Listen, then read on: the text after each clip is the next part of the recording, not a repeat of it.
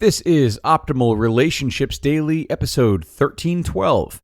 Is Marriage Really Synonymous with Monogamy? By Dr. Marisa Cohen of Luvze.com. Hello, everybody, and happy Sunday. I am your host and narrator, Greg Audino, reading to you from some of the world's best blogs and books that cover relationship building each day of the week, except on Saturdays, where we have our Q&A episodes, and I answer your questions here on the show. So if you do have a relationship problem you're struggling with, please email it into advice@oldpodcast.com, and I would be more than happy to help you out. But for now, we are here to do some reading. The post I've got on tap comes from Luvze.com, and it's a really important piece about monogamy and what it really means in marriage. So let's listen close. I'm going to start the reading on this one now and optimize your life. Is Marriage Really Synonymous with Monogamy? By Dr. Marisa Cohen of Luvze.com. After her husband of 18 years reveals that he's gotten a vasectomy, successful magazine journalist Robin Rinaldi comes to the sinking realization that she will not have the family she once hoped for. Being that she can't create the home life she dreamed of, she decides to go down a different path. In her book, The Wild Oats Project, Rinaldi discusses her quest for passion after she proposes an arrangement in which she will live on her own and be free to take on lovers during the week while returning home to her role as a wife on the weekends. The book discusses her quest to feel fulfilled as she takes on both male and female lovers and attends workshops geared towards getting in touch with herself. Lest I spoil the end of her intriguing narrative, it would be better to leave you questioning whether or not her marriage was able to sustain the shakeup caused by this mutually, albeit somewhat coerced, agreement. Also, whether or not her marriage survived. It begs the question, is marriage really synonymous with monogamy? Relationship configurations. Although it may be simple to think of a relationship as either monogamous or not, many variations exist, often with fuzzy boundaries. Some researchers use the term consensually non-monogamous, CNM, to define any arrangement in which partners have other physical or romantic relationships in which they sleep with other people. Others use the term open relationship to imply a non-monogamous agreement which is characterized by rules that define which other forms of intercourse are permitted. The term open may be flawed as it leaves much open to interpretation. By and large, an open relationship is really an umbrella term that encompasses any non-monogamous relationship. Under open relationships, one can find different types. Partnered non-monogamy, a couple that enjoys intercourse outside the relationship. Swinging, non-monogamy in social settings. Polyamory, a situation in which partners have more than one relationship. Solo polyamory, non-monogamous individuals who don't want a primary partner. Polyfidelity, 3 or more people who have made a commitment.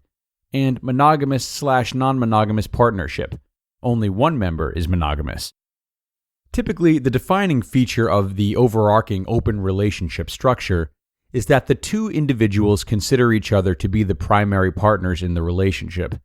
Dan Savage, host of the Savage Lovecast, notes, quote, "People simply are not always wired to be monogamous creatures," end quote, and he's coined the term monogamish.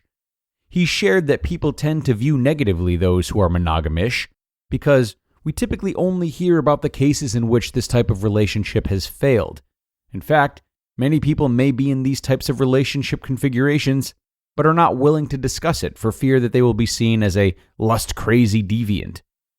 For Better or for Worse, a documentary nominated for an Academy Award in 1993, followed couples who have made it over the 50-year marriage mark. 90-year-old Dan Trupin says through laughter, quote, "Monogamy is monotony," end quote. His wife Sophie later explains over a dinner scene with the family that it is the job of the woman to look the other way when her man strays, which he inevitably does. Dan Trupin was shocked by his wife's analysis of marriage, and in a later scene admits to never having loved anyone but her or having been with anyone else during their time together. However, it was in this same documentary that Howard and Cecil Waite, a couple married for 63 years, discussed the arrangement in which he would drop Cecil off at her boyfriend's house on his way to his girlfriend's house. They would spend hours with their other partners before meeting up at the end of the day, All this, but they never once considered divorce. This couple scenario in particular usually creates the most discomfort amongst my students when they view the documentary in class. They wonder how this couple can have a happy and fulfilled relationship while essentially cheating on one another. But is this really cheating? The answer may not be so simple. Satisfaction derived from relationships. The idea that individuals cannot be satisfied in an open relationship mostly originated from our heterocentric view of monogamy, in which we use heterosexual relationships as our basis for understanding all forms of coupling. More than half of men who have extramarital relations report that they were happy or very happy in their marriages. The two main ingredients needed for an open relationship to work are honesty and boundaries. Non-monogamous couples must disclose all of the information regarding their extradyadic pairings, as well as set up a clear set of rules before engaging in such relationships. Once done, the couple can enjoy a happy and fulfilling relationship. In fact, research has shown that open relationships allow the members to feel like they've created a relationship that reflects their authenticity and self-awareness. The individuals also benefit from a deeper level of honesty about their desires. Social conventions have reinforced the idea that to be with one partner is moral and the norm.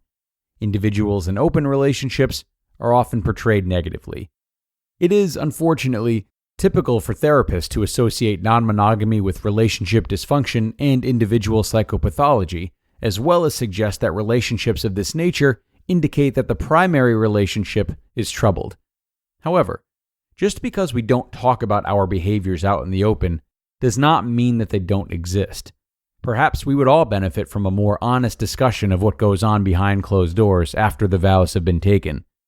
With a more accurate look at the nature of relationships, we can potentially mitigate the bias associated with certain configurations. You just listened to the post titled, "Is Marriage Really Synonymous with Monogamy?" by Dr. Marisa Cohen of Luvze.com. And thanks so much to Dr. Marisa for her work today. This is an awfully important topic to discuss for many reasons, the least of which being the fact that it's taboo. It can be hard to jump right into, though, so if you are someone who's in a relationship and you're curious about non-monogamy, I might recommend at least considering why non-monogamy has piqued your interest. Consider where that need is coming from, and try to hone a greater understanding of the feelings surrounding it before offering it as a suggestion to your partner. And look, I'm only recommending this type of precautionary measure because if it's not something that's been talked about before, it's easy to feel like an extreme that might cause a rift. So if you imagine that's the case with your partner, I'm simply suggesting entering into that discussion with a really strong idea of why this appeals to you and what you feel like it could accomplish for the relationship.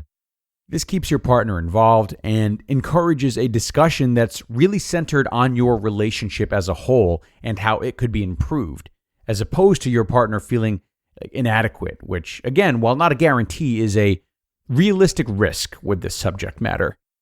The idea is to gracefully intertwine how you relate to the idea of non-monogamy, how your partner relates to non-monogamy, and how it might look for you as a couple. And know that there are therapists out there who specialize in this as well. I'm actually in a therapist support group. We meet each Friday, and one of the other members has a practice that's largely built on CNM, or consensual non-monogamy. And I can tell you from his insights and experiences that it's very layered, very delicate matter that really doesn't deserve the quick dismissal it often receives. Okay, that's going to do it for this episode, everybody. I thank you as always for joining me today, wishing you a great rest of your weekend, and do be sure to come on back tomorrow for the start of a new week and where your optimal life awaits.